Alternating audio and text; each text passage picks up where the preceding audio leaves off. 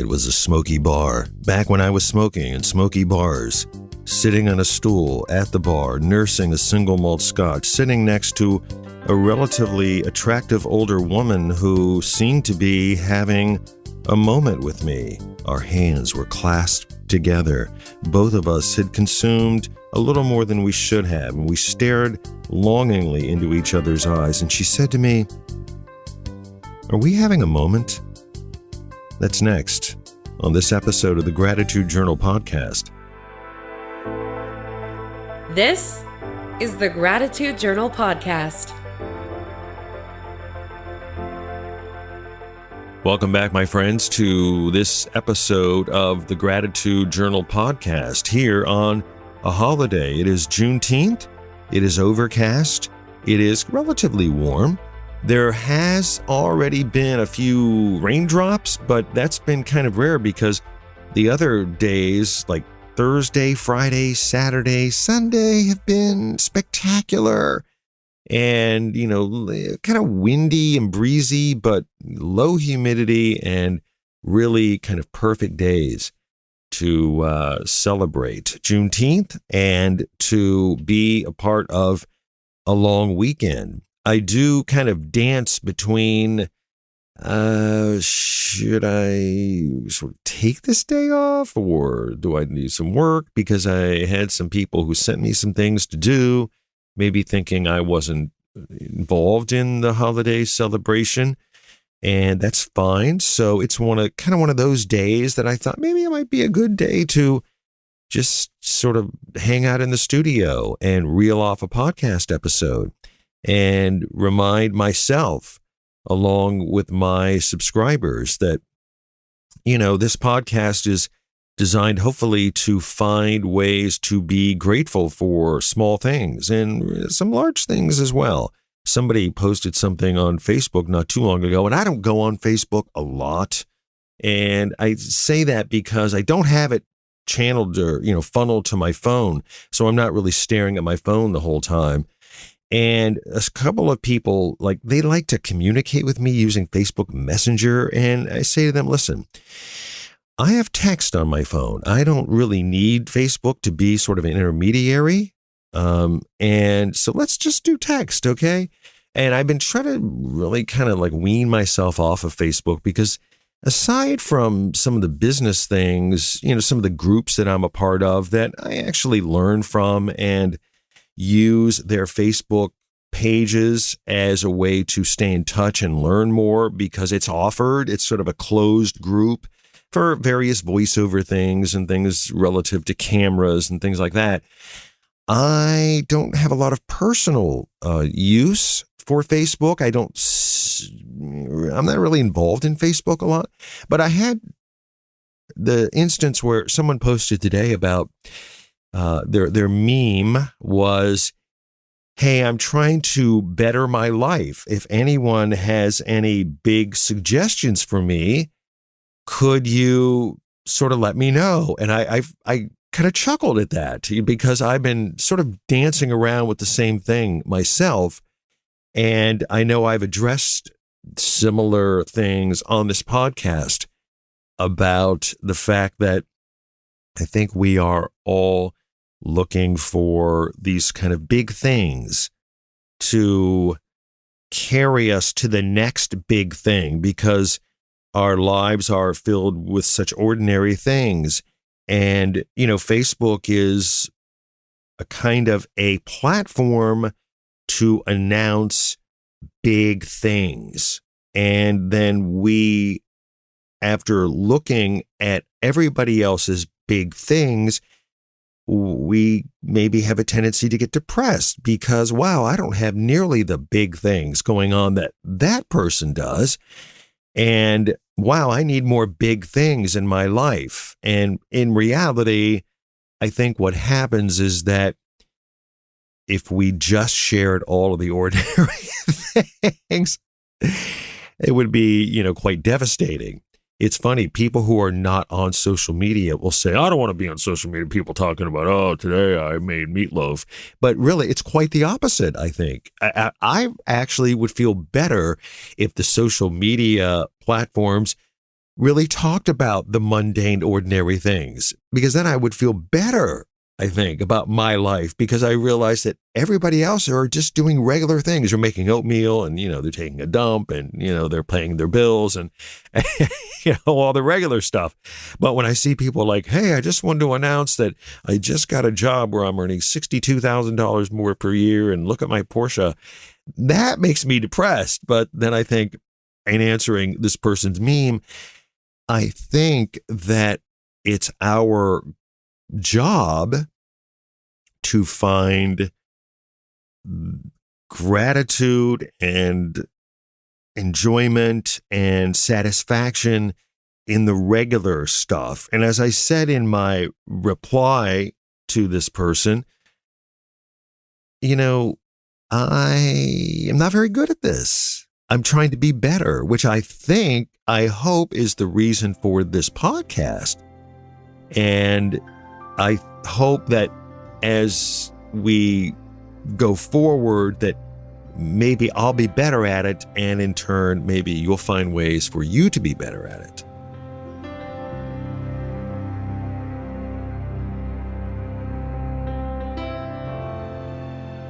I have to admit that I have been suffering from some depression lately, and I don't have a problem admitting that. This is not an issue for me.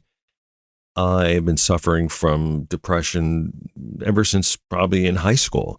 And although I never sought help or counseling or medication for it, it just always felt like this was something that seemed to envelop me at certain points in my life, and I really never knew how to deal with it.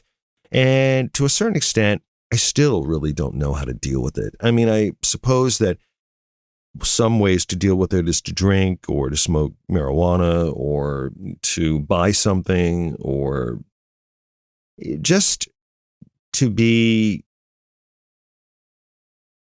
find a way to get over the hump, because I don't think, as I said, it's a 100% enveloping thing as it is with some people. But I do go through these periods, and I have been there lately. And someone will say to me, not someone, a couple of friends, I don't have many friends, but it just seems in the last, say, month, a couple of friends have said to me privately, you need to do stuff for you. It's not just about, being a caregiver and all this. You need to do you. And so at one point I said to my friend Mark, I don't know how to do that. I really don't. That's easier said than done. How do you do that? Like, what do you do?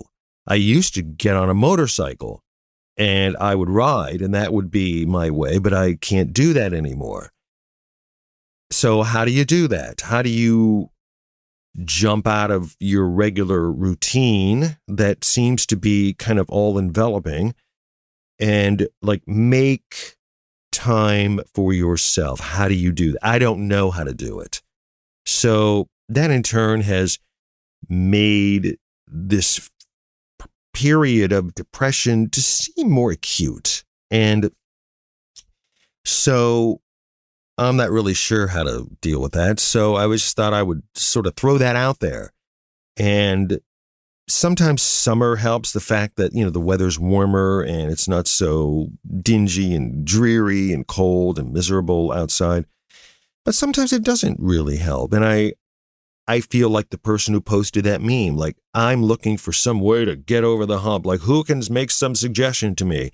And it might be the best thing for someone else to say, why don't you just have enjoyment in making breakfast this morning? Try to find something great in the mundane ordinariness of that. And they would be right. But I think we're all looking for these moments, like a moment, like to be a brief reprieve. I've been reading these biographies and autobiographies of some of my favorite rock stars, Robert Plant and Led Zeppelin. And I'm just finishing up Pete Townshend's autobiography. And, I feel like Pete Townshend really used alcohol and drugs to really illuminate the moments to get him over what I guess could be considered to be a long-standing bout, with anxiety and depression. And I feel kind of like the same way to a certain extent. And so we're looking for these moments. And I don't think that it's really bad to be appreciative of these moments, because I don't think we're in control of these moments, even though I think we're seeking them. Like, we want to find a moment. Like, I'm going to go on a walk today and hopefully with my camera, and hopefully I'm going to spot the perfect thing, and I'm going to snap a photo, and it's going to be great, and I'm going to put it up on Instagram, and everybody's going to love it. And that's my intent today. And I can't tell you how many times that just never works out. And then I'll sit down with an IPA at night and sit in my chair while Donna's taking her bath, and I'll scroll through the pictures that I took, and they all suck. I mean, I would really be forcing myself to post this and say something great about it, because it just wasn't what I intended at all. The lighting was off. The colors were off. I didn't really frame it correctly. It just wasn't meant to be. It just, I intended to have this moment, and it just wasn't the right moment. And so when I was sitting at that bar at the Pewter Mug those many years ago, why I was sitting next to this particular person, a woman whose name I don't even remember. I mean, could that have extended into the evening? Could that have been, a full-fledged stay over that night? I don't know. For whatever reason, it didn't. And, why we were sitting at the bar, sipping single malt scotches, holding hands, I don't really remember. And I think it was a fair question. Are we having a moment? And when I think back on it, I think we were already having a moment. And our attempt to define the moment kind of ruined the moment. So I'm thinking, had you not asked the question, maybe we would have ended up in bed. I don't know. I mean, I was young and virile back then, and, unattached and unencumbered. And, really, for the most part, kind of a moron, because I just really never had a girlfriend. I didn't, most of my quote unquote dates were, I guess, for want of a better phraseology, one night stands, and they didn't even go one night. They were kind of like 1 hour, or, in some cases, I don't even know what to say. But these moments, and I remember that moment. So that moment must have had an impact on me, because I still remember it. I mean, I still kind of remember her. And, I remember sort of the lights sort of bouncing off the bottles of liquor on the shelves behind the bartender. And I remember the bar, the sort of black padded rail. And for whatever reason, we were sitting there holding hands. I have no idea. I barely knew her, really. But it's a moment that I think in some ways, maybe at some point in my life, before I met Donna, of course, got me over a bout of depression. Who knows?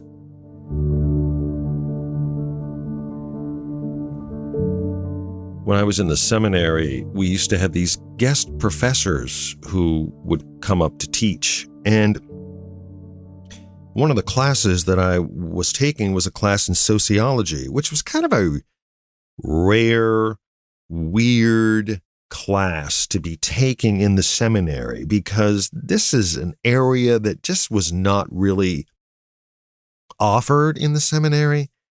Like, we were too busy studying philosophy. And, my major was literature and studying theology, and sociology just seemed like something that people took, at like a regular school. and not in a seminary. But for whatever reason, we were taking sociology. And the regular sociology professor couldn't make it. And for whatever reason, the powers that be invited a guest professor to teach for a couple of days. And I don't remember the person's name. It was Dr. somebody, but I can't remember his name, but I do remember him. He was a Caucasian. He was kind of sort of, he had a little bit of a gut. He was short, kind of stocky, and he had some gray hair and maybe like a small beard, and he was quiet, and he was very pensive. You know, he would go into these segments of the book, and then he would stop occasionally, and he would recount a story about something that related to something that we were talking about. And I remember one day he was talking about his childhood, and he grew up in the northwest part of the state. And I didn't, to this day, don't know a whole lot about the northwest part of Ohio. I mean, Toledo's kind of up there, but I mean the northwest part. And I learned from him that his family owned a farm, and there was a lot of farming, done in that area of the state. And his family had a farm, and he grew up on a farm. And he would, for whatever reason, based on the section of what he was teaching, he was talking about his family and growing up on this farm. And he was talking about the earth and the way as a kid he would go out and he would hold the soil in his hands, and he would bring it up to his face, and he would smell the soil. And, his father would be walking next to him and looking at the seeds that they had planted, or riding on a tractor. And he was kind of looking out in the distance, and the classroom had these big, tall windows, and he was just leaning against his desk, and he was talking about growing up on the farm, looking out, over the horizon. And all of a sudden he started to cry. I mean, this thing, this memory of growing up on this farm moved him to the extent that he became very emotional about recounting his time on the farm. And he was almost kind of like blubbering a little bit. And he stopped, and I kind of looked around, and, obviously we were like, what's going on? And some of the people in the class were like, they were really chuckling, and they really got a big kick out of the fact that this man was recounting his life growing up on this farm, and that the thought of the smell of that soil would cause him to be a blubbering mess. And then later on in the lunchroom, they were laughing, and, they were impersonating him. And I wanted to go over and punch him in the face. And one kid in particular, whose name was Chuck, not my good friend Chuck, but another kid named Chuck, who to this day, if I met him, I probably want to punch him in the face anyway, because he made fun of John Lennon on the day that John Lennon died. And for that, I'll never forgive him. I have no forgiveness for this person. But that moment stuck with me. I've thought of that moment many times. And this moment of somebody just being so open and not really concerned about whether people thought badly of him by being so in touch with his emotions over this event that obviously moved him to such an extent. And I've often wondered about that moment. I've often thought about that moment. And when I have tried to be open and honest with myself and not be ashamed or not be concerned about how people would feel about this moment of openness, tenderness. I'm sure there's some other words that I can't really think of right now. I've often thought of that. And really, I've been quite grateful for it, just as I've been grateful for that moment sitting at the bar, even though maybe at the time it didn't pan out exactly as I thought it would. And I am grateful for those moments, though. And I think we have to be open to them, but it does beg the question, these moments, are they things that just happen, or are they things that we should actually go in search of because maybe we're going to be better for it?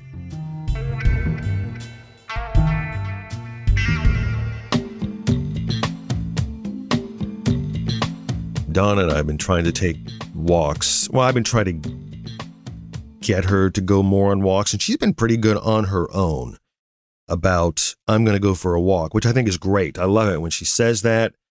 I love it even more when she takes her phone so I can monitor where she is with the Life 360 app, which sometimes works, sometimes it doesn't. But I like the fact that she's taken the initiative in doing that. And so what I try to do in downtime or when the day is over is to get us to go on a walk together. And we don't even have to talk about anything. It can be in the neighborhood, or we have an amazing park system where we live. And so we sometimes will drive to the park and walk.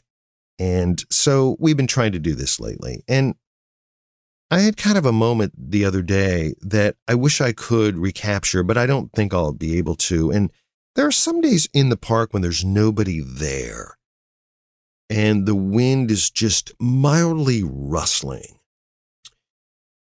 that I stop and I just close my eyes and I just listen to the wind mildly rustling the trees. And sometimes she'll be in the middle of talking about something, and I think to myself, just stop talking just for this 1 second. But I don't want to be rude and go, can you not talk while I listen to these trees? So I sometimes will wait until she's sort of between thoughts, and then I'll stop. And the other day I was trying to listen to these trees, and something bopped into my head, like a moment that I had way back then that created a moment now. And in our neighborhood, when I was a kid, these older kids would have these bike races. I know this sounds weird, but they would get on their bikes and they would have bike races around like a series of blocks in the neighborhood. And us younger kids, our jobs were to stand on the corners. And if traffic were coming down and the bike racers were approaching like an intersection, our job was to sort of hold up our hands and go slow down, or, wave down towards the ground, like slow down motion. Or we would, much like a third base coach in baseball who's signaling the runner who's, running around third to head towards home, like, don't stop, keep running, like moving their hand in like a windmill motion, like Pete Townsend used to do when he would do his power chords. Okay. And that would be a signal to the bikers that, hey, there's no traffic, keep going. And so we thought that this was like a huge assignment. Like an older kid would go, okay, you, Matt, you're at the corner of Arnold and 14th, okay? And Mark, you're in the corner of blah, blah, blah. And so we would run down to our corner, and like this was a very, very important job.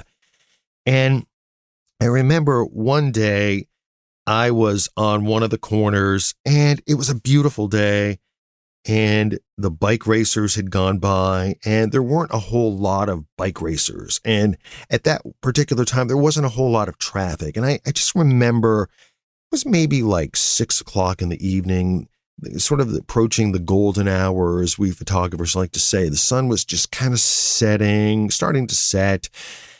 And the wind was barely moving the leaves on the trees. And I maybe could hear some kids maybe playing in the distance. And I remember standing on the corner, and there was like a rock in the devil strip on the corner. And I was kind of standing on the rock, getting higher up to see if I could see some bicyclists coming around the corner or some traffic coming from the other side of the intersection. But there was nothing going on, no bicyclists, no traffic. And I remember standing on this rock, and I was closing my eyes, and I was listening to the wind rustle these leaves. And it was almost like pure bliss. Like everything was right with the world. Like everything was perfect. And sometimes in the park, I'll have that moment again. It's very, very rare, but I remember the way the sun sort of bounced between the groups of leaves and the way the leaves sounded hitting against each other. And there wasn't a whole lot happening in the background. And it was just a beautiful moment. And Donna was like, she wasn't talking. And like everything came together in like this great moment. And I was just, for that like 3 seconds or 4 seconds, I was just very grateful.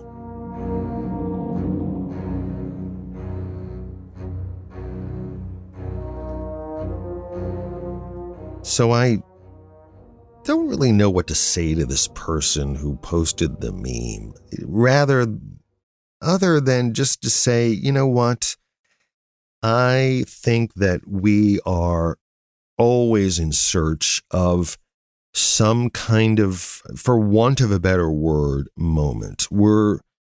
We go in search of these things in order to drag ourselves out of the ordinary. I'm very, very guilty of this. And when we realize that the chances of us actually getting to that moment, like yesterday when I found this place, I wanted a taco, and we got Siri on the phone. I have this new radio in my car now that I can talk to Siri. I know people have had this for like eons, but this is like a new thing for me. So I'm kind of loving this. And even though, now Siri knows every place I've been, and so does everybody else probably, I was in search of these tacos, and like I found this place and I pull up and they were closed on Sunday. How can you be closed on Sunday serving tacos? I think that when we're in search of these things and it works out, well, like this is like a great time in our life, but think about the 99% of the time that they don't work out. And then our reactions to them, I think, are what separates us from being, morbidly depressed, or just kind of ho-humming and saying, oh, well, that's the way things work. And there's a big chasm between those two things. And I think that these moments are unplanned and unscripted, and maybe they're better that way. Do you think? I think they are, even though I surely wish they happened a lot more often. But I think these are moments that we have to be grateful for. Whether we're sitting at the bar at the pewter mug, or whether we're closing our eyes, listening to leaves, or, boom, hey, the taco place, it's open. Yes. I don't know whether they'll be open today. It's a holiday. They probably won't be open. But, I just have this craving lately for tacos. I don't know why. In fact, I'm craving tacos right now. No, right now I'm heading out to have a quick bite to eat with a pal I haven't seen in quite some time. So I'm heading out to have that. But in the meantime, hey, here's to moments, right? Here's to moments that are unscripted. And if they happen, fabulous. Hopefully they're enough to make you feel grateful for them. I think this is moment number 96, episode number 96. I'm going to have a big announcement when episode number 100 previews. I'll be talking about a big milestone in episode 100 and big plans for this podcast. I don't know. I'm just saying that. Who knows what's going to happen? 100, 101, what's the difference? Why does it have to be a milestone, right? I just defeated everything I just said. Oh, well. Hey, here's to you. Here's to moments, and here's to you finding gratitude in them. And here's to you. And thanking you for downloading and listening to this, another episode of the Gratitude Journal podcast.